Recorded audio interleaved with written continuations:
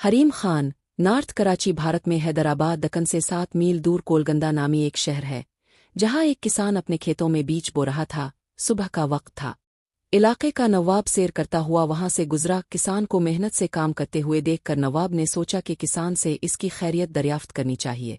वो घोड़े से यात्रा और खेत के किनारे पहुंचकर किसान से पूछा, क्यों भाई, खेती बाड़ी में तुम इस कदर मेहनत करते हो, कितना कुछ कमा लेते हो, कुछ फायदा भी होता है आ नहीं? किसान ने सर अलिफाटे आलिफ और नवाब से कहा, फायदा क्या जनाब, फसल कटने के बाद इसके 4 हिस्से कर लेता हूँ।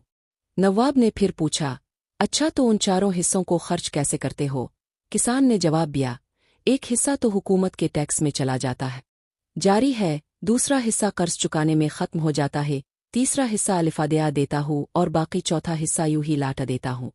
नवाब को किसान की ये अजीब गरीब बातें सुनकर बहुत ताज्जुब हुआ। हैरत से पूछा, तुम्हारी बातें मेरी समझ में नहीं आई, साफ साफ बताओ, तुम कर्ज चुकाते भी हो और देते भी हो, ऐसा कौन सा कर्ज है जो हर फसल पर अदा करते हो और फिर भी खत्म नहीं होता, और वो कौन है जिसे तुम हमेशा कर्ज देते हो और फिर 1/4 रकम तुम यूं ही आला देते हो? किसान ने जवाब दिया, जनाब, बात दरअसल ये है कि मेरे वालिद ने एक साहूकार से रकम अलिफादिया ली थी। वालिद के मरने के बाद इसका सूद में अदा करता हूँ, एक हिस्सा टैक्स देने के, दूसरा हिस्सा ये अदा हो जाता है, और तीसरा हिस्सा किसे अलिफादिया देते हो? नवाब ने पूछा। किसान ने कहा, ये मैं अपने 2 लड़कों पर खर्च करता हूँ, ताकि बुढ़ापे में वो मुझ पर खर्च करे।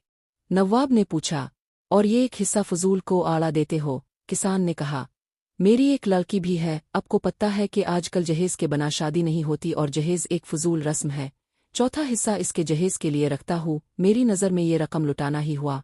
नवाब इसकी मुदल्लल गुफ्तगू से बहुत मुतासिर हुआ और एक बड़ी रकम इसे इनाम के तौर पर देकर रुखसत हो गया। नवाब किसान की सादा और मानी ख्वेज़ बातों से बहुत मुतासिर हुआ, लेकिन साथ ही इसके दिल में एक तजस्सुस पैदा हुआ। वो सोचने लगा कि इस किसान की बातों में सिर्फ अक्ल ही नहीं बल्कि एक पूरा फलसफा छुपा हुआ है। वो कुछ देर वहीं खड़ा रहा और किसान से मज़ीद बातचीत करने का इरादा किया।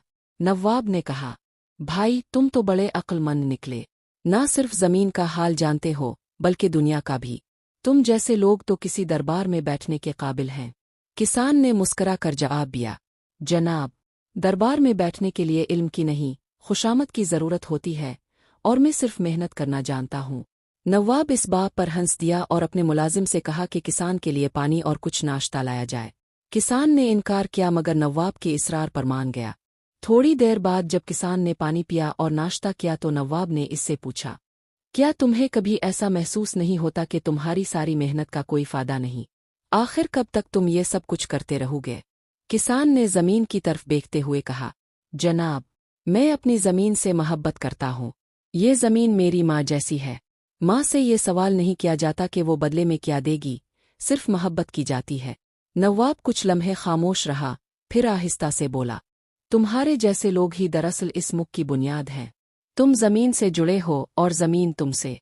इस दौरान करीब ही किसान के 2 छोटे बच्चे दौड़ते हुए खेत की तरफ आए। एक ने बाप को गिले लगा और दूसरा फसल के बीजों से खेलने लगा। नवाब ने बच्चों को देखा और उनके मासूम चेहरों पर मुस्करा दिया। यही वो कर्ज है जिसका जिक्र तुमने किया था? नवाब ने पूछा। किसान ने सर हिलाया, जी जनाब, यही मेरे मुस्तकबिल के ज़ामिन हैं।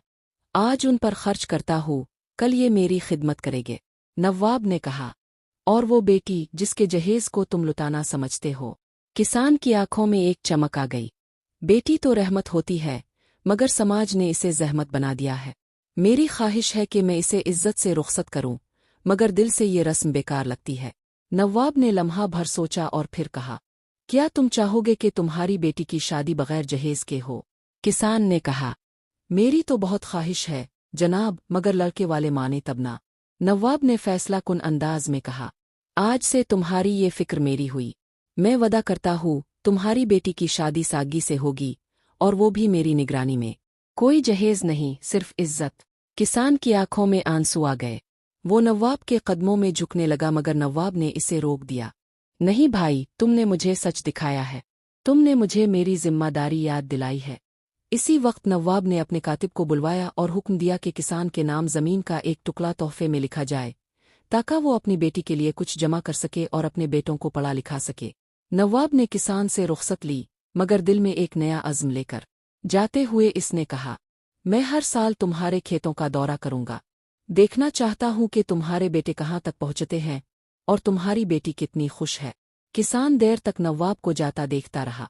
वो जानता था कि आज की ये मुलाकात सिर्फ एक इत्तेफाक नहीं थी, बल्कि तकदीर की तरफ से एक इनाम थी। चंद महीने बाद जब फसल तैयार हुई तो किसान ने पहले से बेहतर पैदावार हासिल की।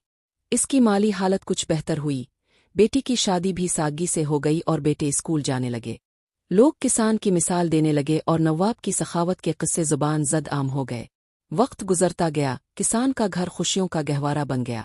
इसने अपने तजुर्बात और दानाई को दूसरों तक पहुंचाया, और वो खेत जहां वो बीज बो रहा था अब ना सिर्फ फसलें देता था बल्कि एक सबक भी कि अक्ल, मेहनत और सच्चाई कभी ज़ाय नहीं जाते।